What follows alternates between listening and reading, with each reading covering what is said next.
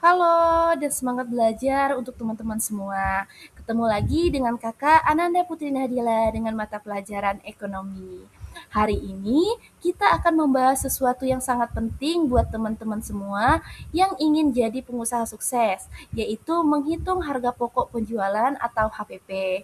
Tenang dulu teman-teman, jangan ngeri dulu sama istilahnya. Intinya, HPP itu adalah panduan praktis menghitung modal kulakan supaya bisnis kita nggak buntung alias rugi. Tujuan pembelajaran pada minggu ketujuh ini yaitu yang pertama, kita akan belajar membedakan mana omset dan mana keuntungan asli. Yang kedua, kita akan menguasai cara menghitung modal barang dengan logika yang simpel. Yang ketiga, teman-teman akan paham kenapa mencatat pengeluaran sekecil apapun itu penting banget buat kesehatan bisnis kita. Yuk kita bahas sampai tuntas. Jualan laris tapi uang habis. Pernah nggak sih teman-teman lihat orang jualan yang pengunjungnya ramai banget, tapi pas ditanya untungnya mana, mereka malah bingung karena uangnya habis. Nah, ini namanya miskonsepsi fatal teman-teman. Banyak orang mengira uang yang ada di laci atau omset itu sudah pasti untung.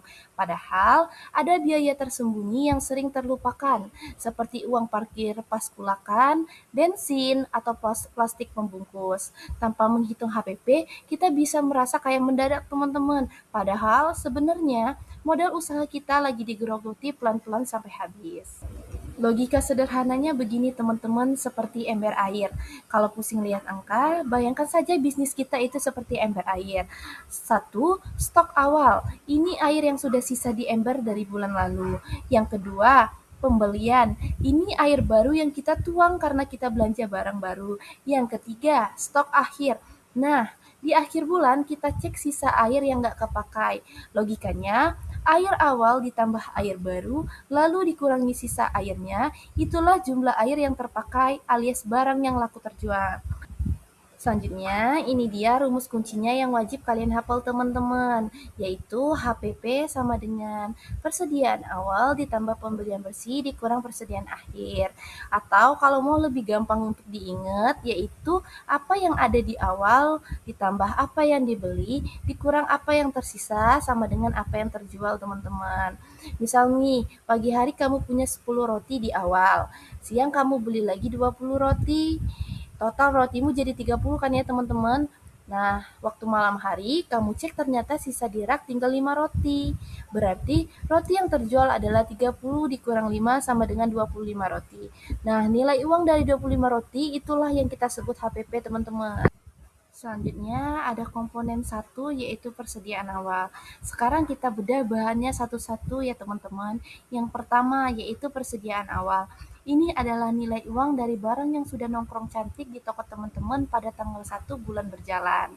Contohnya nih, kalau di gudang masih ada 5 karung beras sisa bulan lalu, jangan diabaikan teman-teman. Itu adalah modal yang mengendap dan harus kita hitung sebagai langkah awal memulai bulan yang baru.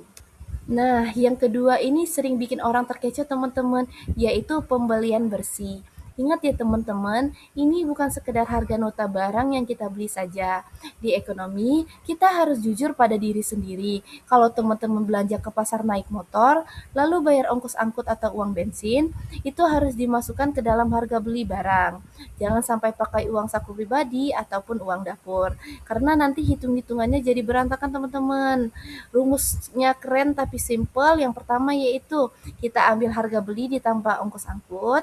Yang kedua, lalu kalau ada barang yang rusak terus kita balikin atau retur atau kita dapat diskon dari bosnya atau potongan pembelian, itu harus kita kurangi dari total tadi teman-teman.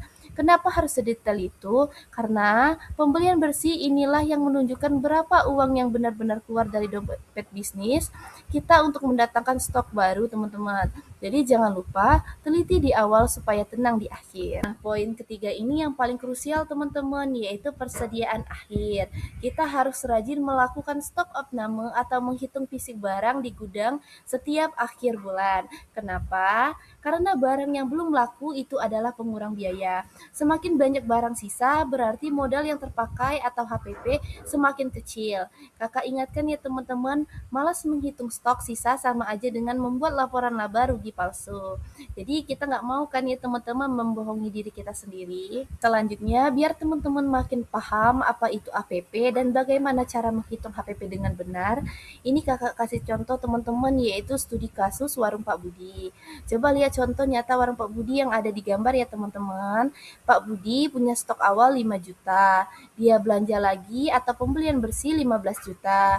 Berarti total barang siap jualnya ada 20 juta nih teman-teman. Pas dicek di akhir bulan, ternyata ada sisa barang senilai 3 juta.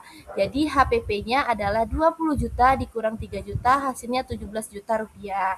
Nah, 17 juta inilah modal asli dari barang-barang yang laku. Kalau Pak Budi dapat uang 25 juta dari pelanggan, barulah ketahuan kalau untungnya 8 juta teman-teman. Ini kakak kasih tips anti rugi ya teman-teman. Yang pertama yaitu catat sekecil apapun. Uang parkir dan bensin saat kulakan adalah modal teman-teman. Jangan pakai uang pribadi. Yang kedua, rutin stok opname. Cek fisik barang minimal sebulan sekali untuk data persediaan akhir. Yang ketiga, gunakan teknologi, pakai aplikasi kasir sederhana atau Excel di HP untuk mencatat stok. Ingat, ingat teman-teman, HPP bukan laba. HPP adalah uang putaran modal. Gampangnya begitu teman-teman. Itu tadi pembahasan tuntas kita tentang rumus sakti HPP.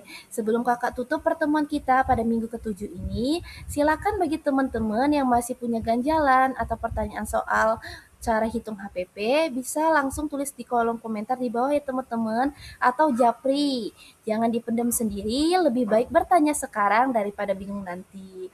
Luar biasa sekali perjuangan teman-teman semua bisa bertahan dan belajar sampai di tahap ini. Terima kasih sudah menyimak penjelasan ke Ananda hari ini dengan penuh semangat.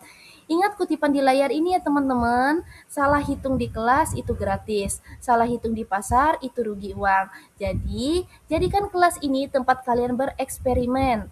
Teruslah belajar dan jadilah pribadi yang teliti serta detail dalam mengelola angka agar bisnis kalian terus bertumbuh dan anti rugi.